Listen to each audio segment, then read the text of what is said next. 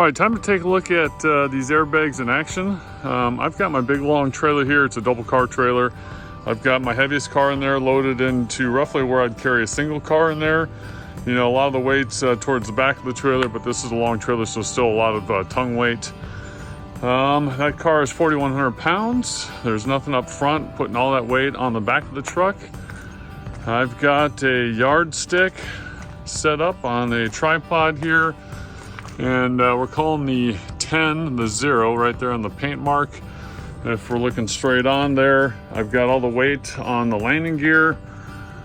The hitch, the gooseneck is hovering over the hitch there. And the airbags right now have the minimum pressure of 5 psi. Going to lower the trailer down and we're going to watch the drop. There we go, the landing gear is off the ground. And we dropped maybe an inch and an eighth or so, about there. Now we're going to put some air in the bags and watch it go back up. This is the onboard compressor remote. 5 psi is a min, you can't go below 5 psi. We're going to pump this up, let's try 50 psi, which is half of the max 100, and let's see what it does here. Running it up, there's 40, there is 50. We'll hear it kick on.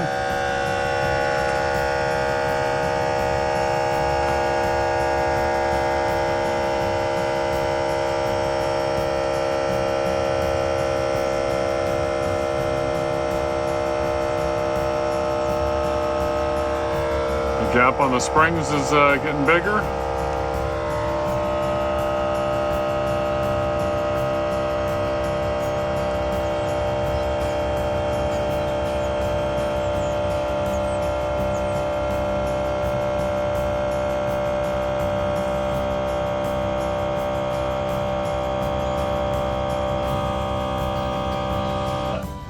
Well, that was a pretty good guess. I did not set this up ahead of time, but it's almost back to where we started, maybe a 1/16 of an inch down.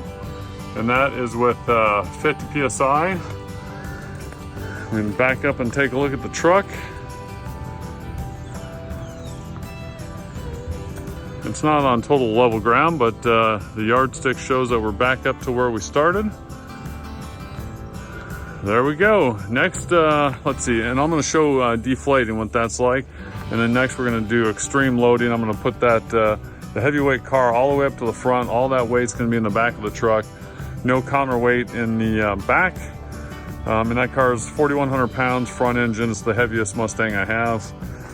So to deflate, wake up the remote. Run the PSI back down to 5, the minimum. You'll hear the air dump out.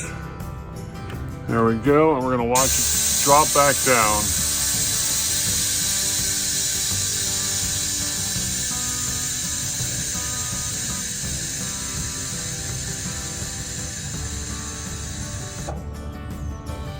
Let's see, depending on where we're, yeah, it went down just maybe a hair lower than it was the first time. Maybe another 1/8 of an inch, and we lost some of that gap right there on the overload springs. All right, time for extreme conditions.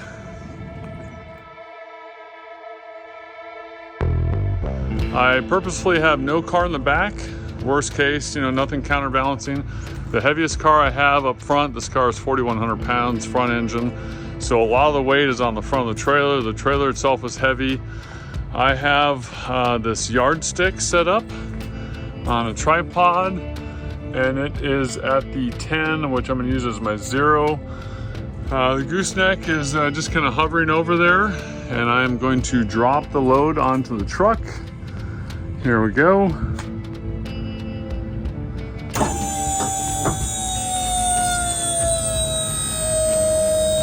All right, the landing gear is off the ground.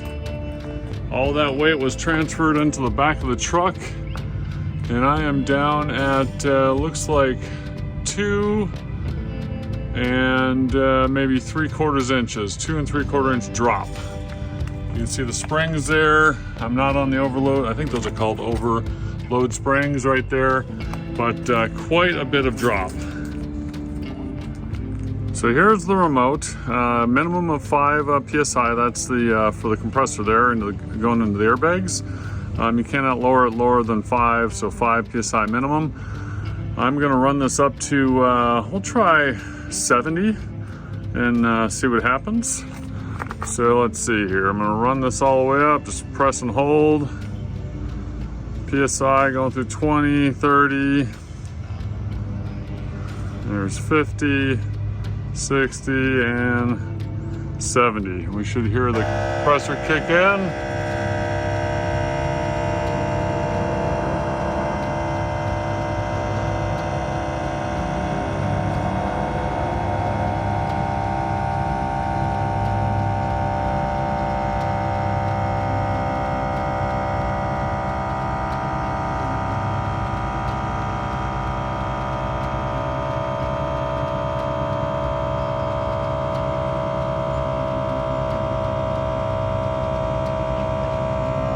Getting more space on the springs there.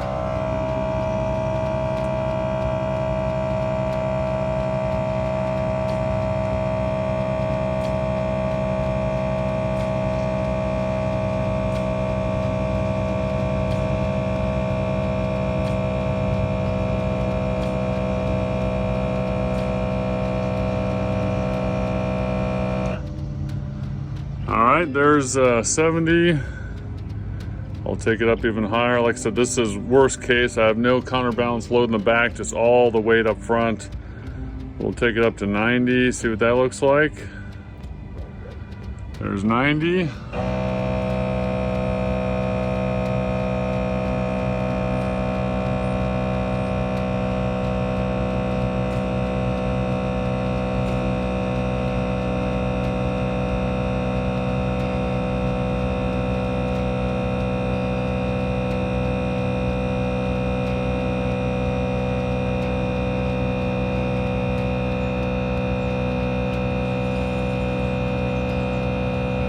Right now it's just 3/4 of an inch down from where we started no weight.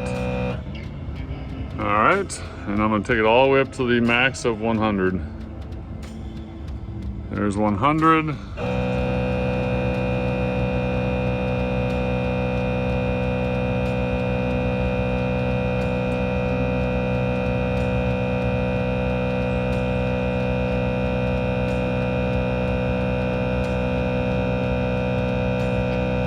It's down a 1/2 inch from no weight right there, and good spacing on all the gaps there. Back up and take a look at this. And again, that's absolute worst case loading, all the weight up front. Not much is on the trailer tires. It's all kind of forward there, no counterbalance weight in the back of the trailer.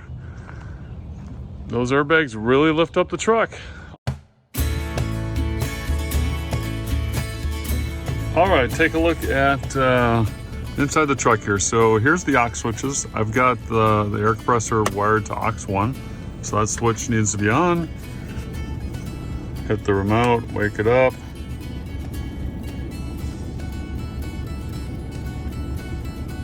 Run it up and you'll be able to hear it from inside the truck here.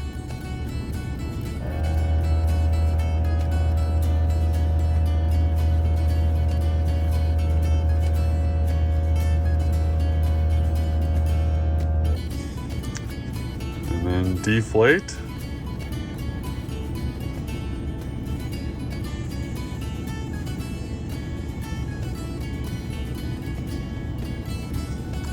Sometimes I leave the switch on. It'll top off once in a while because 5 PSI is in. So if it bleeds down at all, it'll top off. But I mean, it's only done that a couple times. If I'm not using the system for a long time, I just leave the switch off.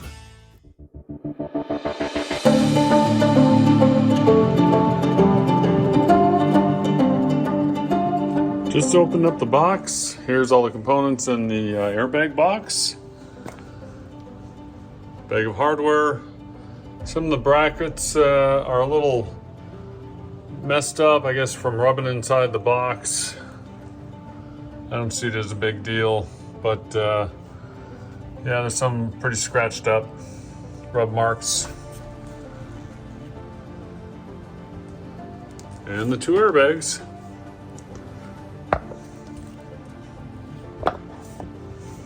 Step one, raise up the rear end. I've got the wheels off the ground. I'm using just one arm of my two-post lift on each side.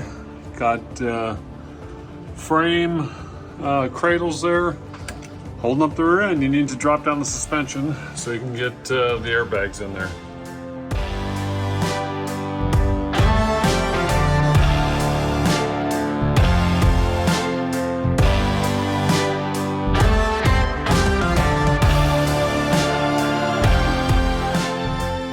Time to remove the jounce bumper. This is one from the other side. That is a 15mm nut. I've got deep 15 on my impact.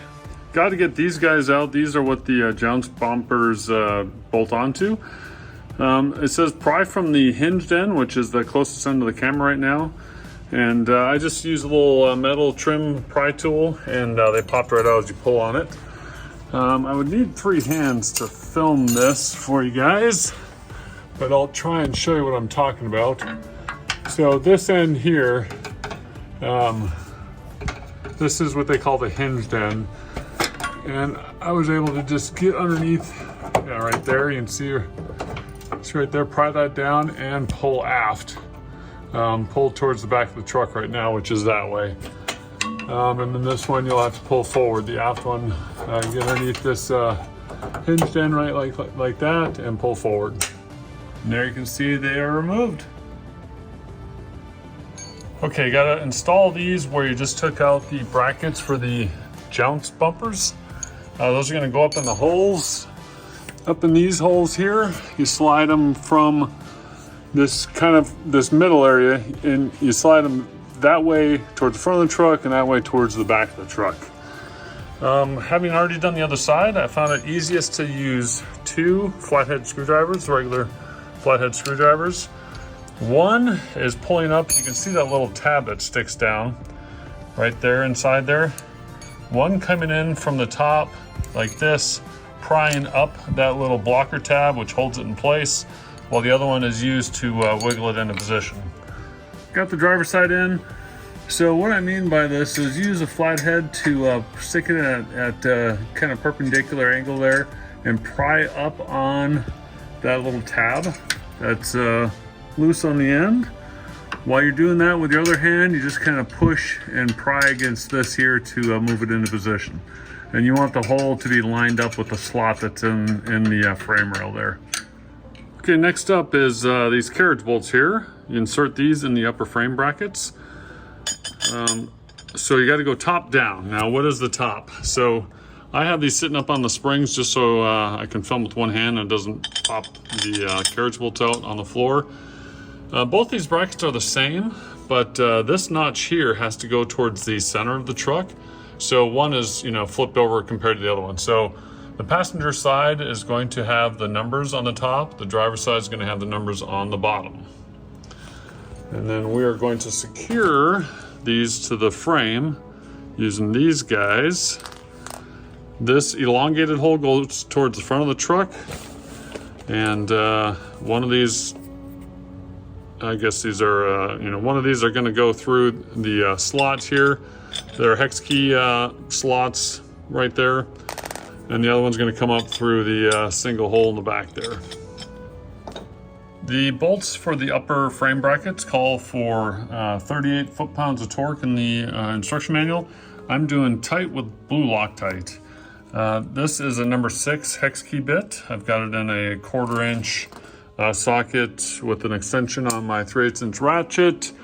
And we're gonna tighten that sucker up with blue Loctite.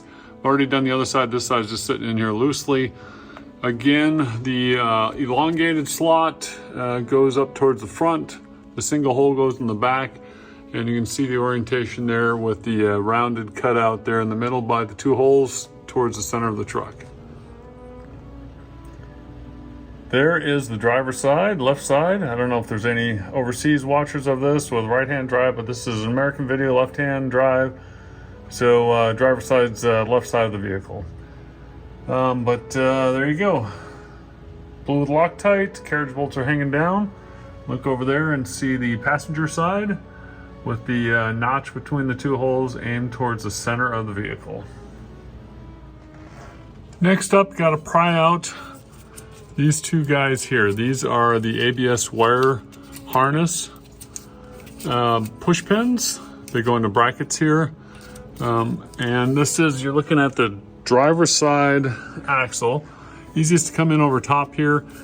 I just used a couple of trim pry tools. Use one against the other.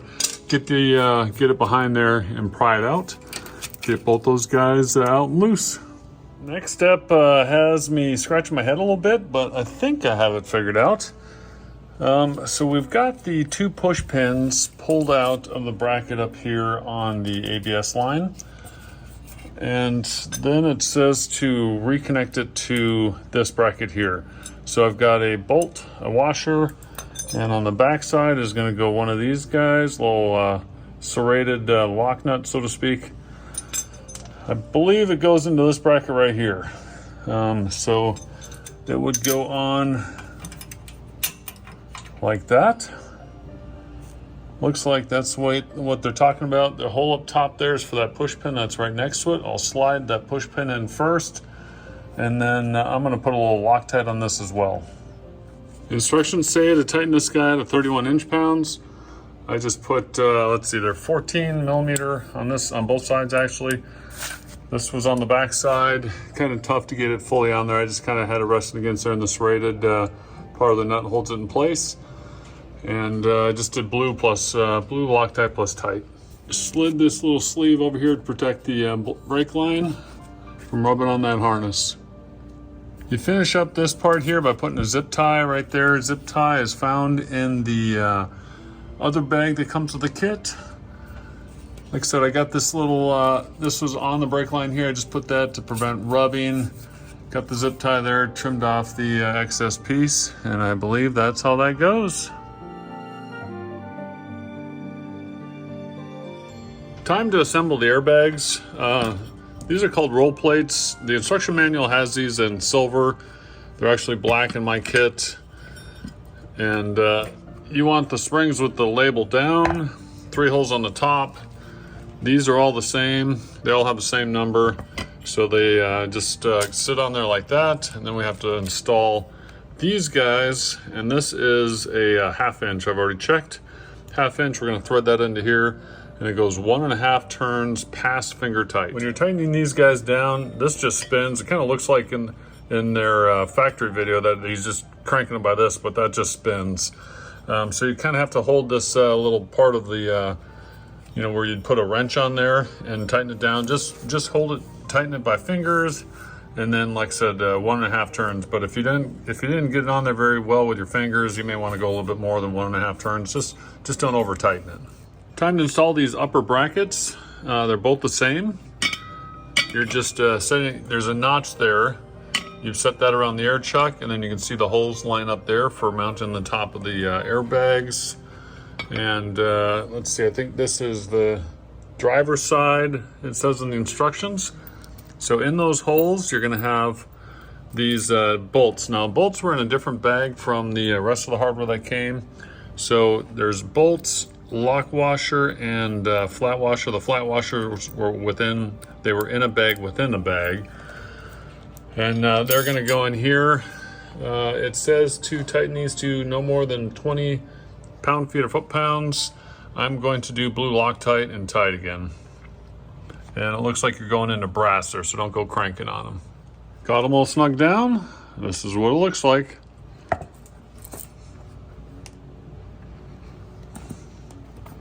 One and two. Flip these over, you can see how the brackets are oriented towards the outside there. And the air nozzles are pointed towards each other there at the bottom. And we're putting these roll plates. Now on the other side, line up the holes, just like that. So still have the airbags flipped over upside down, and these are the lower, I think they call these the lower bracket nameplate. So you can see how they're oriented. Still have the air hose connectors pointed at each other. These are angled up, and you go through these square holes for the long carriage bolts. And there's 2 carriage bolt holes over there on that far side. You go with the 2 that are lined up for the bolts, if that makes sense, in the same direction as these brackets sticking up. So we got the 2 of them all set up. Next, we're gonna secure these plates to the airbags. Secure these main plates with the countersunk holes there with these 4 guys. It says tighten no more than 20 foot-pounds. I'm gonna do blue Loctite plus tight.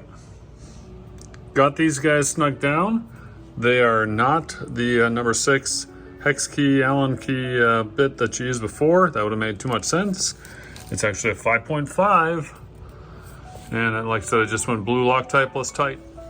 Lower bracket cups go on the lower bracket main plate. So big hole right there, slotted hole is for that other square right there. That's the carriage bolt, comes up from the bottom. And I'm gonna put that serrated lock nut on there, but just do it super loosely so this plate can still move around. Got them both installed.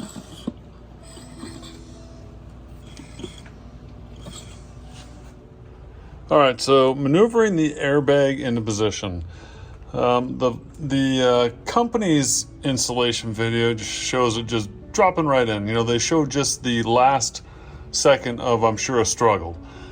I want to show how you're going to get these in there. So I tried different paths. Coming in, this is the driver's side. Coming in through here does not work. So then that was my first try. Then I tried coming in through here, no worky, not enough space there. Then I came up from over here, this is your rear diff here, up over here, but I went top first, went into here, and then I moved the top up there, and it doesn't work because you got these long bolts, can't make it past all this stuff. So then I backed it all the way out, which was fun.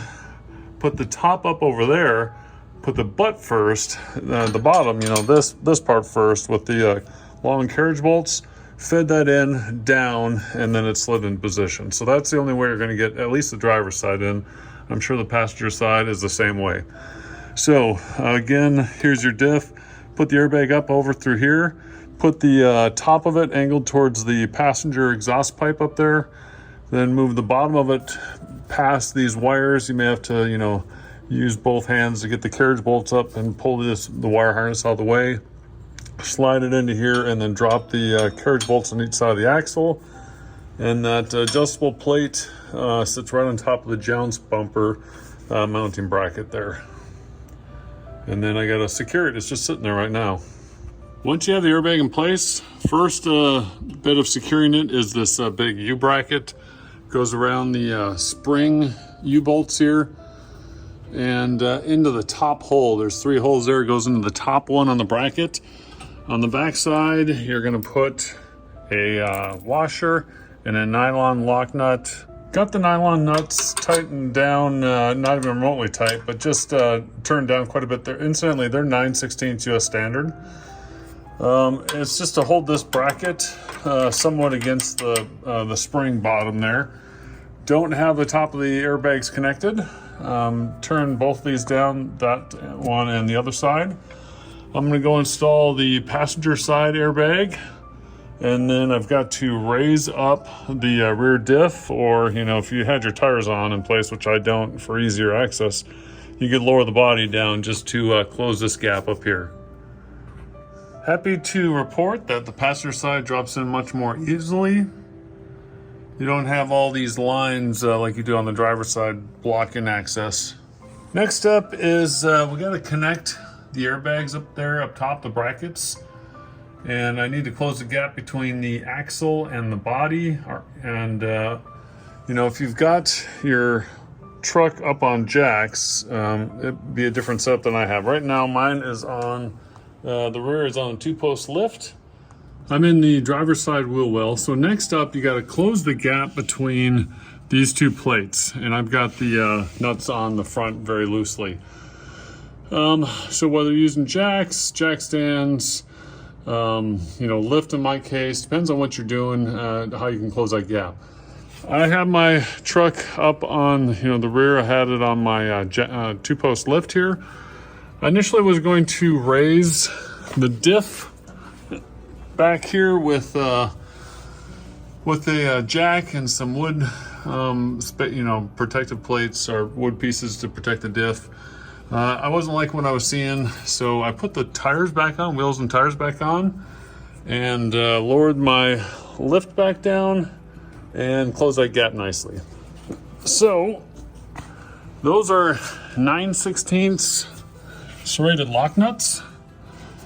I'll look up the torque specs. I think it was 31 foot-pounds, but again, I'm just going to do a blue Loctite and tighten them down. But make sure all four corners there are through both plates. Tighten them down. This is underneath the driver's side bag. You're looking at, this is the jounce bumper bracket. This bracket here, make sure it's kind of sitting on there square. I just noticed mine, I was coming in to tighten everything down and noticed mine was on there kind of cockeyed. So make sure it's on there nice and kind of squared up there. Looking at the backside driver's bag here, it's time to put these guys underneath the axle. So this is the clamp that comes up there. You got a washer as well as the nylon nuts. Tighten them down evenly so it's nice and kind of level, so to speak. And 16 foot-pounds of torque. I'm just going to go snug. All right, got the driver's side long bolts here. Got these tightened down. The official torque spec is 16 foot-pounds. I just went good and tight. Nothing too crazy on these. These are nylon lock nuts, so I didn't use any Loctite. There's a washer right there. Got the nut, and make sure you go up kind of uniformly. Make sure that's kind of even on both sides there. After tightening these guys, time to go back and tighten the big U-bolt here. That was loose from before. That's official number on that is 10 foot-pounds. I'm just going to snug it down. Last piece of hardware to tighten up on the driver's side. So this is the front side of the axle on the driver's side. This is the U-bolt that goes around the spring base here. These are the long bolts that go down to the bottom of the axle brace there. But we never did tighten this guy up here, so 32 foot-pounds of torque. Tighten this guy down, 9/16. Most of these guys are all 9/16 nuts. Looking at the back side of the passenger side here, there's mention in the manual about this hard brake line. So make sure when you're tightening this under axle clamp down that you don't have the back side of it too high rubbing on this brake line. And that was the original holder for the brake line there. I took it out of the brake line clip holder there and just kind of pushed it aft so it's not rubbing on the metal going down the road, just sitting there vibrating and wearing a hole in your brake line. Just make sure you have some space there. Or, another option would be to put some padding around it or something. After you tighten up the passenger side, these two here, make sure you get your U-bolt tightened up top as well as this bolt right here. One last thing on the airbag install, the heat shield over on the passenger side. Wherever your exhaust is closest to the airbag, they include this little metal bracket. You bend these tabs down. I'll show you a different angle here in just a second, but you bend these tabs down and use the supplied metal hose clamps. There's 4 of them, 2 bigger, 2 smaller. I had to combine the big and small hose clamps to get around my exhaust there, and that should protect it. We'll go over here and show you the different angle there. So there's some airspace there, and you can see the tabs that you bend down right up through here, those center tabs, and it protects the rubber boot there on the airbag. And that completes the hardware install of the airbags. Now for the airlines. With the airbag hardware installed, it's time to take a look at this WirelessOne Easy Mount Air Lift Compressor. All right, let's see what we have in the box here. Some Instructions, hose, wire, hardware, zip ties, the compressor, got some loose parts there. There's the actual compressor. And some more loose items, looks like maybe a filter. And the remote. Very cool. Okay, so for the compressor, a lot of options. For the airbags, obviously they go in a specific spot in a specific way. The air compressor has a lot of whatever. So there's an ideal zone basically forward of the aft tires or wheels up kind of through, you know, about where, you know, after the transmission, so to speak. I looked at some different areas. I was looking back here, didn't really have a good flat surface, but a good area to drill and access there, but it's kind of curved and has some obstructions. So this is my passenger side step, just basically in front of the aft portion of the passenger step rail there on the side. There's this wire harness that has some push pins. I pulled out the push pins, and there's this existing hole here that works nicely, so I only have to drill one hole into the frame back here. This is a self-tapping screw. It is, or bolt, it is a 1/2 inch. I just threaded that in, and I didn't have to drill the hole any bigger. That's good because there's obstructions here and I don't have a right angle driller. This one I'll be able to get my drill in no problem. But tapping the hole there, then I'm gonna put the compressor up there and, you know, not fully tighten that down just so the compressor swings on that. I'll mark the other hole and drill that out. I installed the one self-tapping bolt on the other side there on the forward side, and then swung up the, you know, I left it loose enough to pivot this, mark this aft hole. I'm in the forward and aft holes on this bracket, and use a silver Sharpie, put a little dot right there. Now it's time to drill that out. Got it all mounted, drilled the rear hole. As far as what size to drill the rear hole, I didn't have a 9/32 drill bit, which I think would have been perfect. Mine was broken, thrown away a while back. So I started with one of these guys, but of course this is not, it starts getting pretty fat and this metal is pretty thick. So started this, and just when it started to punch through, I switched to some other smaller ones and then just kind of elongated the hole and checked the bolt there. You want to leave enough meat on the bone there for the self-tapping threads there to cut into and grab. But yeah, got it all mounted. I think that's a good place, nice and secure. Now the wires are aft, but they need to go forward, and the air outlet is forward, and that needs to go aft, but I'll just, you know, loop them around, nothing too tight on the air hose. All right, so the wires are coming out here. They can be routed forward up to the front of the vehicle. This is the air line here that supplies air pressure to the airbags.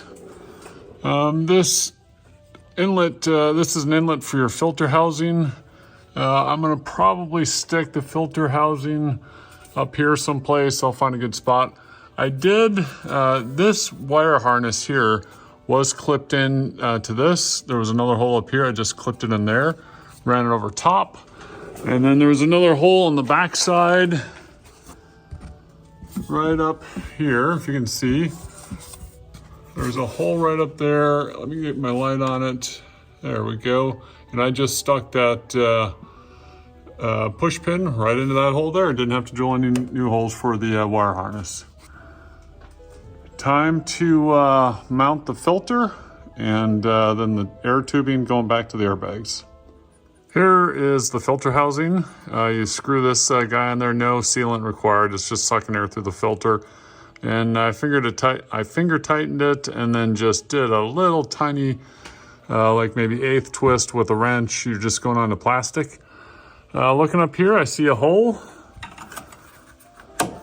Oh, right there. That's where my filter is going to reside, right up on top of the mount. I'll run a tube from there into there. Got the filter mounted up top there. I angled the kind of rounded filled inside forward. That looks like it has better waterproofing than the backside. But just cut the tubes, make it square on both ends, and push them on the fittings. Talking and routing the plumbing. So this is your air outlet that goes back to your airbags. You don't want to do any really tight radiuses with these, or radii, I guess you'd call them. Really tight, turns, because you'll kink them. So I did a nice big arcing loop here. You've got to be careful how you orient this. So it's, I got the Air Lift logo up. That puts the output down. I've got some push pin wire ties. This was something I had.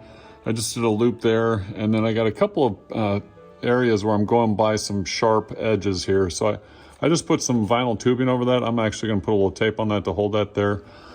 Again, put some vinyl tubing up through here and slid the tubing through that.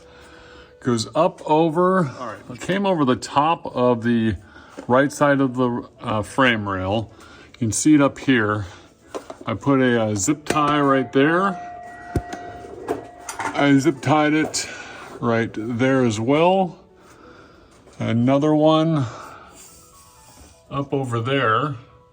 And now heading over the fuel tank. There's the fuel tank there. And then I come out right back here where I put my T. This is kind of above the rear diff. That's the diff there. Just after the fuel tank, I put my T there. I looked at all sorts of options, different routing, and the reason why I put it there is I didn't want it on the diff, traveling up and down. I didn't want it just hanging out there in free space, wiggling around the whole time. So there's a lot of dead space there. And the big kicker is I wanted to keep the passenger side tubing away from the exhaust best I could.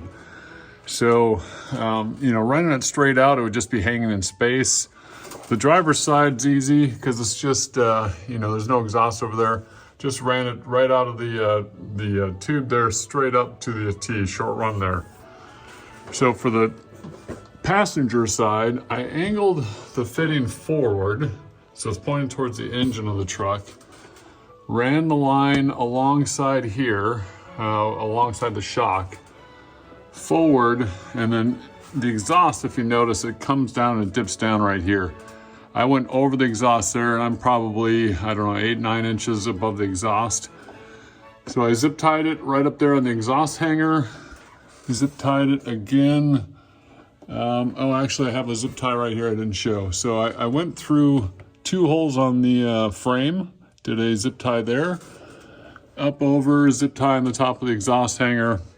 That's where I cross over the hot exhaust. And then again, I zip tie through 2 holes right there. That's underneath the gooseneck frame, if you will, for the bed, and then into the T back there. So I think I'm all protected from the hot exhaust. I didn't even see a need to use the sleeve because I'm so far away from the exhaust, but I'll keep an eye on it. I can always add something if it's starting to get affected by the heat. Next on deck is wiring this bad boy, and that should be the last of the project. So the wire harness comes out of the back right here. I'm going to turn it and head towards the front and find some places to secure the wires.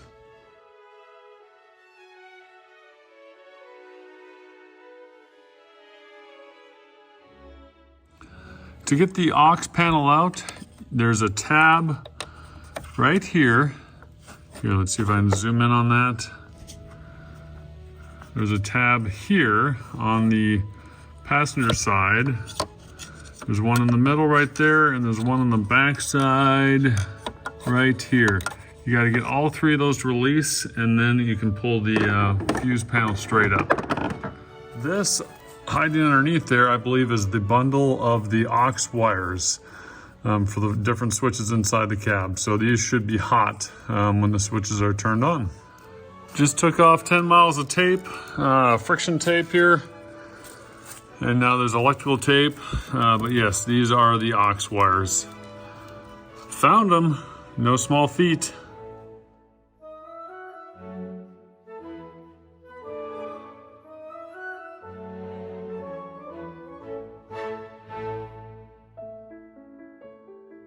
All right, wiring, let me show you what I did. So I used an extra piece of the air hose and I fished it down, right down through there.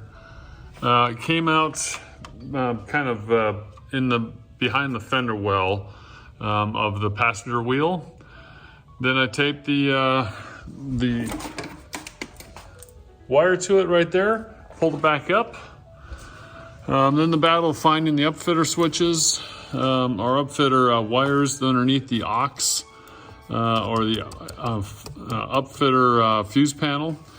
You got to release, there's 3 tabs on the passenger side. You got to release 3 of those simultaneously, or release one, pull it just a bit to get that to stay, then pull the other 2 up. I can't show you right now because I've got this up and out of the way. The upfitter switches are all, our upfitter wires are all underneath there in a bundle. I tapped into the green brown, which should be switch number 1. This is the inline fuse, which I don't have in there yet, but that comes with the air compressor. I put a round terminal on the end of the ground. I'm going to put this on the battery right there. Not planning to use the pink wire. We'll see how it all operates without using the pink wire. I'm just going to have a switch in the cabin. I'll throw it on, activate the compressor, use it. I don't think I'm going to need to use that pink wire. Wiring up here, it's all complete. Got the ground on the battery. There's my 15 amp fuse. You can see my wire crimp back there with the inline fuse that's connected to aux upfitter switch number 1. And I'm gonna crawl underneath the truck and show you where I ran all the wires. All right, so on the passenger side behind the front tire, I'm over this body, that's where the frame connects to the body. And I just zip tied along the wire harnesses there. I had a push pin, couple push pin zip ties that fit in holes that were existing right there and there. Over that body mount bolt there. Just right along this frame rail on the frame side of the filter up there. And then back here, don't forget to connect the red wire from the compressor, that loose short red wire on the wiring harness. That's my blue butt end connector up there. And I think it is all done. It's time to put this thing on the ground and give it a test.